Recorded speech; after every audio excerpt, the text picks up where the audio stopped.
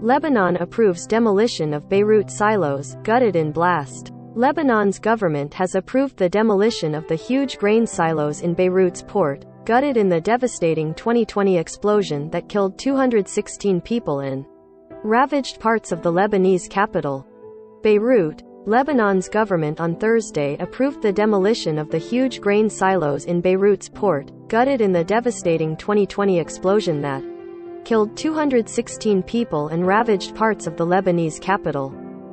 Information Minister Ziad Makari made the announcement after a cabinet meeting, citing the risk of collapse of the once towering cement structure jutting from the Beirut coastline that was shredded by the force of the blast. He did not specify a time frame. Demolishing the silos is controversial in a country gripped by multiple crises, including an economic meltdown, financial chaos and anger over the stalled investigation into the port blast. The explosion was triggered by the detonation of hundreds of tons of improperly stored ammonium nitrates in a port warehouse.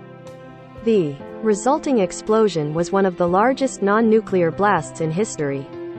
A government-commissioned study in the wake of the disaster said the 50-year-old silos could collapse at any moment and should be demolished, sparking an emotional debate among the city's residents over how to preserve the memory of the tragedy.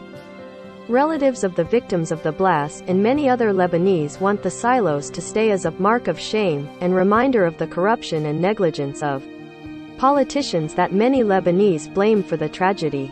Rights groups and families are concerned it's a tactic to protect senior officials, none of whom have so far been detained or charged with any wrongdoing. Following the news, families of the victims called for a protest near the port.